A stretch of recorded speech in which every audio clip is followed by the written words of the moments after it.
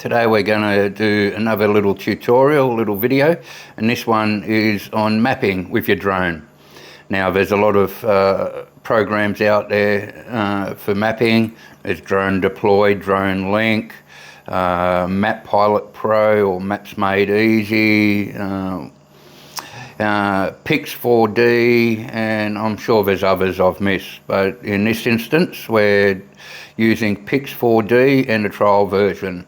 A lot of those programs that I've just mentioned are quite expensive, whether you do it on an annual basis or monthly. So apart from Maps Made Easy, which fairly cheap, or Map Pilot Pro, but I didn't find that very good with the 3D mapping. The gimbal settings especially, you can only set it to maximum 30 degrees and doesn't really get the vertical hang or the eaves, and just makes everything look very melted. Now with Maps Made Easy, you can install a 3D viewer, and that being MeshLab. And that does tidy things up and makes it look a little cleaner and clearer, but it still doesn't negate that you can't set the gimbal to a higher pitch to get that true vertical three-dimensional viewing. Drone Link, you can buy a subscription, which is fairly cheap. They have the base program, the Hobbyist, which I think is around $140, $130 for a one-off fee, but they have a stipulation: if you use that for commercial gain, then I don't know, somehow they come down hard on you, and maybe they ban you from the product somehow, or processing images. One good thing about Maps Made Easy, you can film with another program, do your mapping with another program, and process it through there. Now their processing is actually quite economical. I think it's 2 cents per megapixel. I will stand corrected on that, and their maps actually turn out pretty good. But today, this example and little video is on Pix4D capture. Now it's all cloud-based, so, and I think theirs is pretty cheap as well, but the subscription is like $200-300 per month, and that's the same as Drone Deploy. Now, if you're only just starting out mapping, you don't really want to go and fork out that type of money straight away. Just use something a little bit more cheaper, and that way if you are doing mapping for a client, you can just on-sell those costs to the client and they'll pay for it. Until you're getting a steady stream of revenue from mapping, just use the basic versions at first, and then once you get more steady income from it, you can maybe step up to Drone Deploy, which I must say is by far the best I've used so far. So I'll just switch his camera around and show you the basics on the laptop of Pix4D. Now it is a 15-day free trial, so, and then I'll show you how to draw maps on your phone or your tablet before you take it out to the field and do your mapping.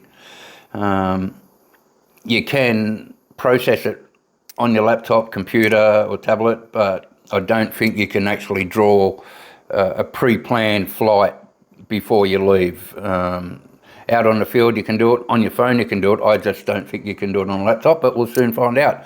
So I'm just going to end this here, turn the camera around, and then I'll show you more then. Okay, we're back here on the website for the Pix4D. So it's pretty basic, just got your account details there, plans and licenses, which haven't got now. And go over to the left and download software. And just all the products that they have. Pix4D do have a lot, so it can be a little bit confusing as to which one you need. So Pix4D Capture is the one I'm using, but you can see there's 4D Matic, Survey, engine, fields, React, and so on. Account settings, that's just all your personal stuff, so don't need to go into that. So manage products, and we don't have a product at the moment because we're only on the trial version. Now over here is a little bit interesting. So the credits, so you manage your credits, you can buy credits.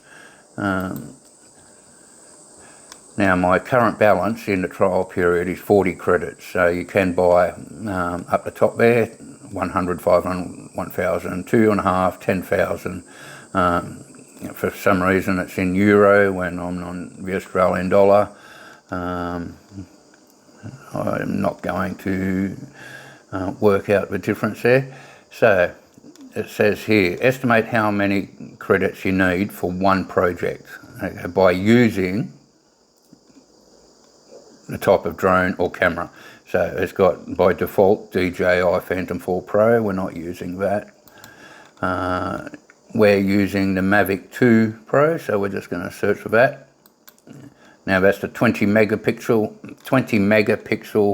Mavic 2 Pro, and it's 125 images per project. Now if you're starting out doing the mapping, you don't want to go map a massive quarry or warehouse or anything like that. Just do something small. So a bit later on in the example, we're going to go and map a shopping centre, just the perimeter of it, and just so I can show you the 3D features of it, and then the 2D as well, and everything it captures and how to use measurements. But so anyway, it's telling me I need 25 credits to do 125 images with my Mavic 2 Pro. So that will just over half of my 40 credits, but we'll just go from there. And so basically that's just the website. It's pretty plain and simple. Nothing too hard about that. So next thing, I'll just quit here and we'll draw up a map on my phone and we'll go from there. Okay, hey everyone, we're back and we're going to set our plan, our flight on the Pix 4D. So I've just opened up the app, now zeroing in on my location. So there we have it. I'm just going to move this widget from my screen recording over a little bit. Alright, so you can go map view. So it's satellite, or you can click down the bottom left here and it brings up Street View. So just we're just going to go back to there.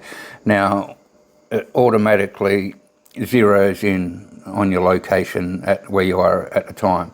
Now I'm not going to map here, like I said earlier in the video. We're going to go to the local shopping centre.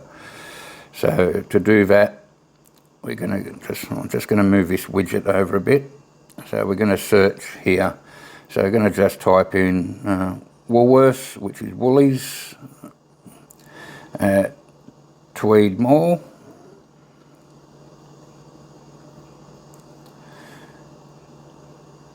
Which is Tweed Centro. Now the reason I'm just doing it there, it's a whole lot easier. There's not going to be a whole lot of people because I know the area quite well. It will be in a flight zone, but I'll unlock the drone to fly. So, okay. So it actually hasn't found it. So I've clicked on it there, done, but it's not showing too well. So I'm just going to enlarge the screen there. So that's Woolworths just there where the dot is on the screen and a little shopping trolley, but we're going to be mapping over here. I can't really zoom in anymore. So just in this area here, so that's a top level car park, and we'll be doing the facade. Not too sure on that pronunciation, sorry if I just made a fool of myself. And we'll cover there and a little bit of this park over there. So lovely part of the area, not so much the shopping centre car park, but over the road we have a little boat harbour and the Tweed River near there. Okay, so we're going to press plus. Now it brings up here generic missions and asset types. So first we'll just click on asset types. That's for cell tower, mobile phone towers or transmission towers, power line towers. We're not doing any of those, but just for example, we click on that, which is already highlighted, press next, and it just gives you a quick rundown on what to do, little instructions on the fly, which is pretty cool, I must say. All right, press done. So we're not going there. So just press the X, confirm, get rid of that. Okay, so press plus again, generic missions. Now you can do grid, which is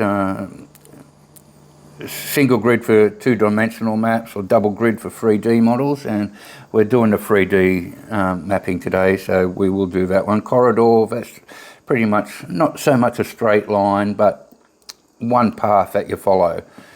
Orbit, which is very, very cool to look at three-dimensionally, but I'm not going to have enough trial credits to do that, and cylinder. So we're just going to do grid. Now this can be rotated as such, and over on the top left it just centers everything. Now we're going to go back to our parameters here. I'm just going to move this widget again from the screen recording. Now over here, single grid, two-dimensional, but we're going to be doing the 3D mapping. So that does from one end, so virtually from, just for the sake of it, east to west and then north to south. So it crisscrosses to get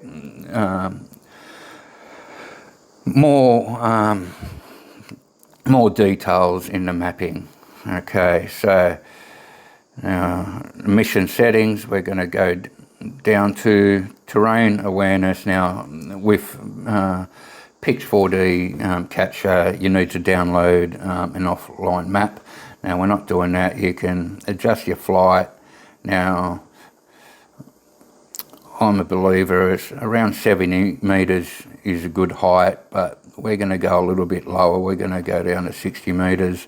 Overlap, front and side overlap, around 75% for front and for side is the norm. But, so we're just going to go 75 on the front overlap, 75 on the side.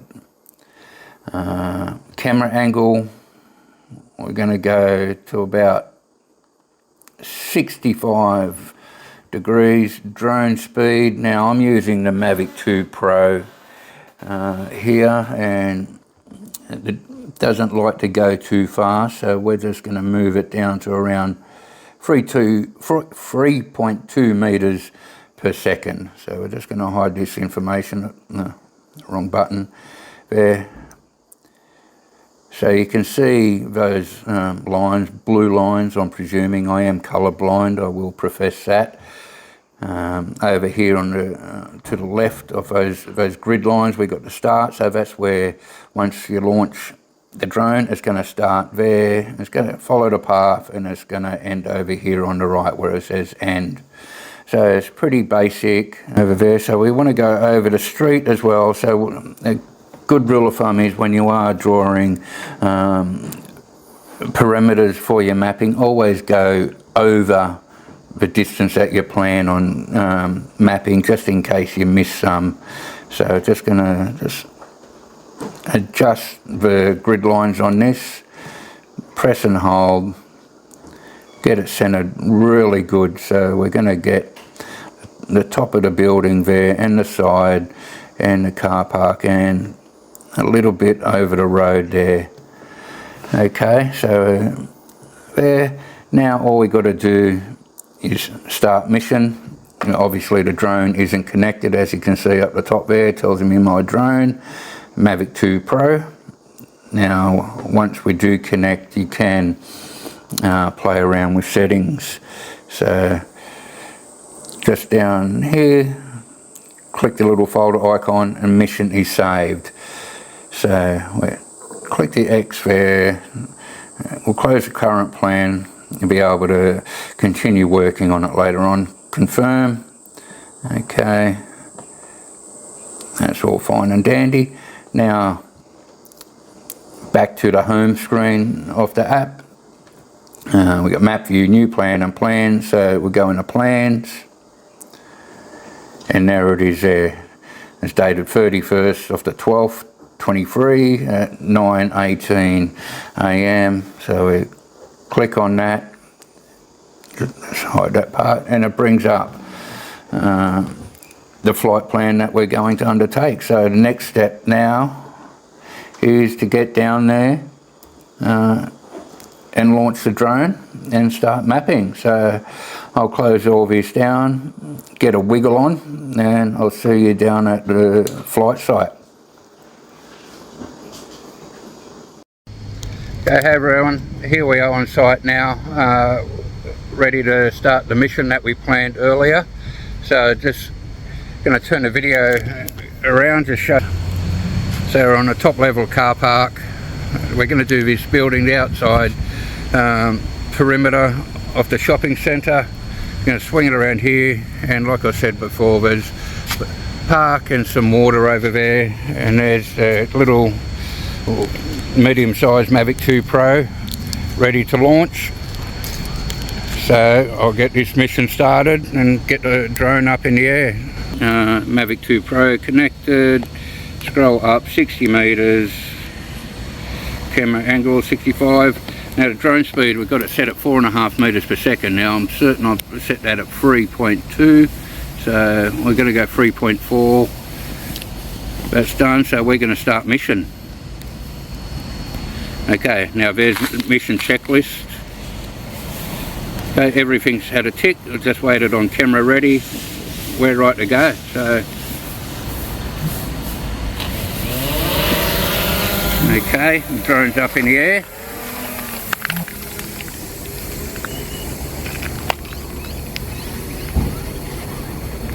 So, it's going to take a few minutes, but you'll be able to see the drone actually at work here, and how the mapping mission goes on grid flight, double grid. So it's up at 60 meters now already. Now no matter what autonomous flight that you're undertaking, you're always best to no matter what the situation, have visual line of sight of your drone. So I can see it, and it's already underway. You can see on the map there, and you can even hear it, maybe even see it on the screens taking photos. Doing a bit of a zigzag mission at the moment. Now it's going to go to straight. Now flying straight over the top of me at the moment. Just going to try and get in the shade here. It's very sunny and blistering hot day. It's 32 degrees here in Tweed Heads, right on the border of New South Wales and Queensland and Gold Coast. There's a great little display going here. The drone looks fantastic on the map. A lot different to Map Pilot Pro that I've used in the past, where it's just indicated by a little arrow. I actually got a little drone pictured. Looks cool. Now this isn't a very exciting example to do a mapping mission off, but once we get home and I'll download it from the SD card and onto my computer, I'll then upload it to Pix4D, and they'll process it, and that usually takes a few hours, if not up to 24 hours. Depends on the complexity of the mission involved. Now this is only a short mission. Now I must say, always, like I said, keep an eye on the drone where it is, and always be ready, be prepared to take over if something goes awry. And it has been known to happen before with drones. I'm sure everybody knows that. So I can press there. Now it's showing me street view just by a click of a button. Doesn't look very exciting. I'm going to go back to satellite view. But on the bottom left corner, it's showing me the actual camera view of the drone, and that's a nifty little feature, I must say. So I'm seeing the actual mapping mission, and I'm also seeing the camera view as well. It's fantastic. Okay, so that's basically it. So I'll just land the drone and then we'll get back home, download everything from the SD card and upload it to Pix4D, and we'll see how we go. Okay, so now this is where you upload the photos to process. So we're just going to go over to the left here, press new data set. That's what we want. So over here you've got two options. We've got upload and process images or upload processed outputs. Now we obviously haven't processed anything yet, so we're going to click on the first one, which is automatically checked anyway. Alright, so we just have to give it a name, so we'll call it Tweed.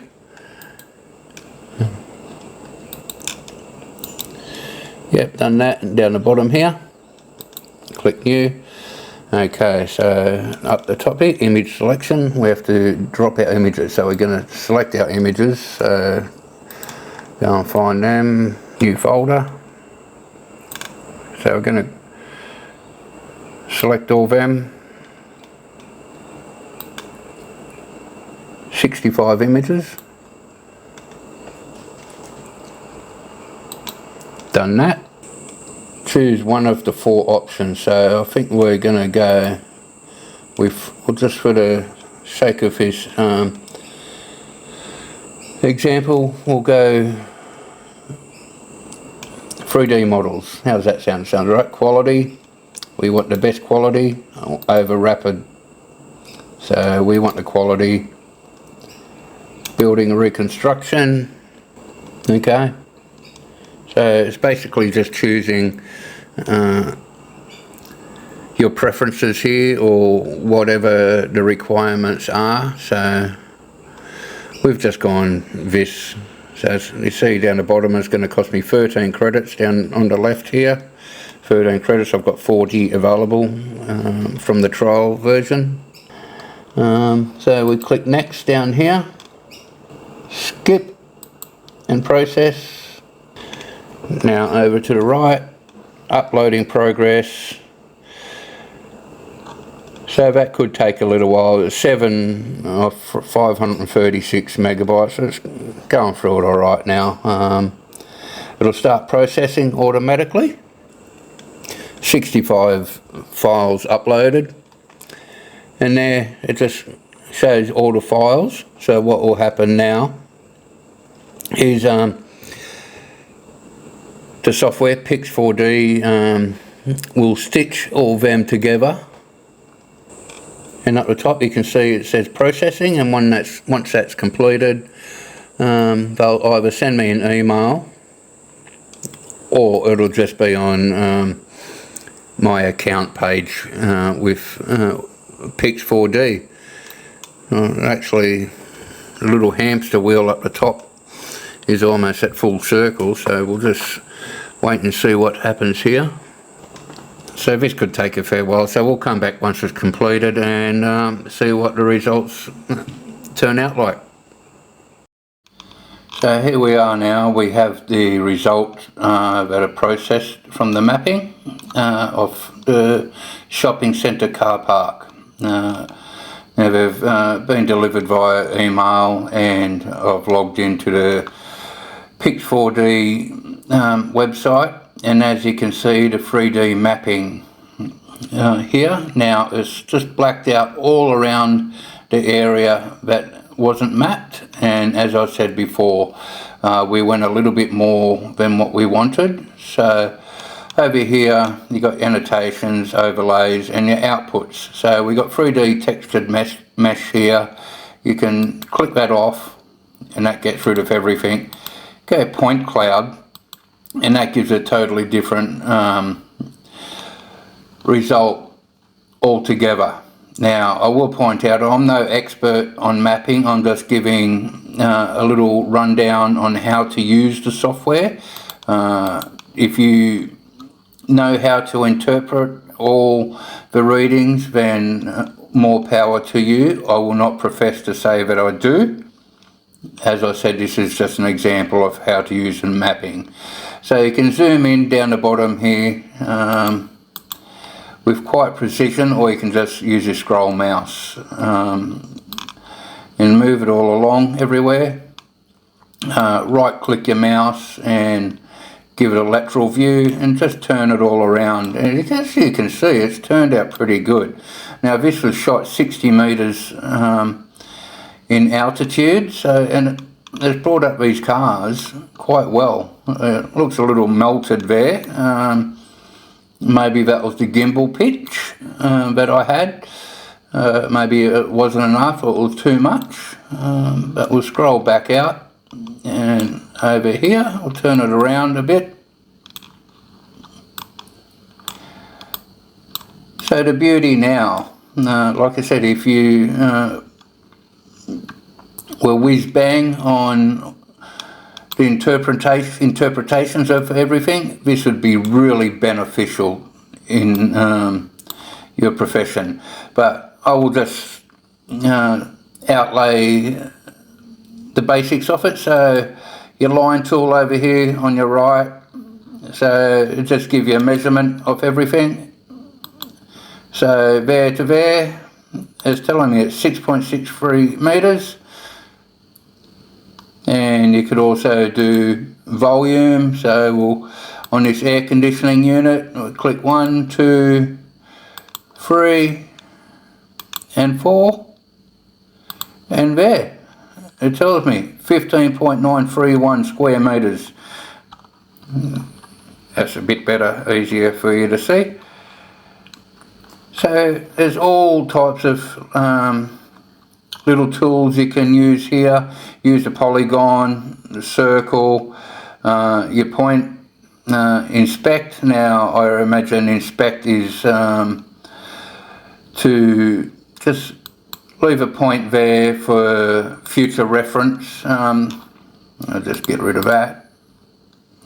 And if you're not happy with something, or you've taken the details off it, you just go over to the left, delete that and do it again. So just more examples. So if we want to measure the volume of the car park, so over here, click right on the volume, corner to corner,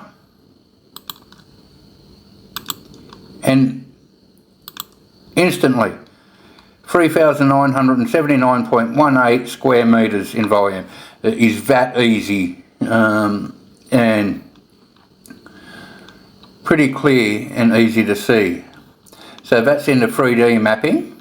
Over here you can do all different types of viewing. So we go back to 2D viewing here, and we got the ortho mosaic. And now ortho mosaic is just all the photos stitched together that we took. Now this is in 3D mapping, so we'll just get rid of all those volumetric measurements so we have a clearer photo and the line. Delete that stuff, and you can just zoom right in everywhere. Now this was done 3D mapping, so there's going to be some shortfalls in it, but again, measure. If you're hired by a client and they wanted to know how big the air conditioning units were, so in case they wanted to put another one here, they wanted to see if there's enough space, so we'll measure from there to there to there, there and there. Hypothetically, if that's where they wanted to put it, just click there. So it's 25 meters across there, and then comparison, click there, there, there and there. So you can see that line is 18 meters across. So it's that easy. As I said, I'm no expert on this. It's just a quick little tutorial on how to use the software, how to decipher and interpret the readings. I'm not going to profess to know that. I will say now, I'm sorry for all the shakiness. My computer table is quite wobbly, so I'm trying to keep it as stable as I can. But anyway, that concludes this little video tutorial. I hope it helps. I hope you've learnt something about mapping, or at least how to use the mapping software. The more you practice, the better you'll get with it, and just play around with it. Read, study, and as with anything, learn and you become much better at it. Anyway, so until next time, thank you very much. And as usual, if you like the video, please give the thumbs up. Always goes a long way and much appreciated.